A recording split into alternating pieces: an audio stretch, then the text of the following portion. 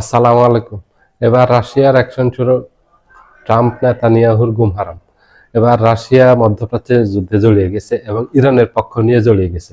ইরানের সবচেয়ে বিশ্বস্ত মিত্র হলো রাশিয়া এবং চীন।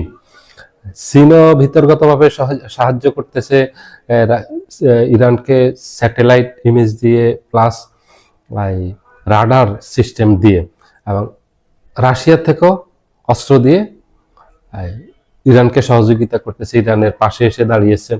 এবার রাশিয়া যে কাজটা করছে, রাশিয়াকে এই সহযোগিতাটা আগে ইরান করছিল।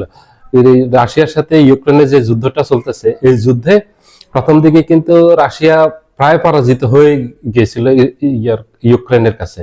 ঠিক এই মুহূর্তে ইরান রাশিয়াকে, ইরানের সেই বিশ্ববিখ্যাত সুইসাইডাল ড্রোন শাহেদ 136 দিয়েছে। এই শাহেদ 136 হাতে পেয়ে রাশিয়া যুদ্ধের মোড় ঘুরিয়ে দিয়েছে।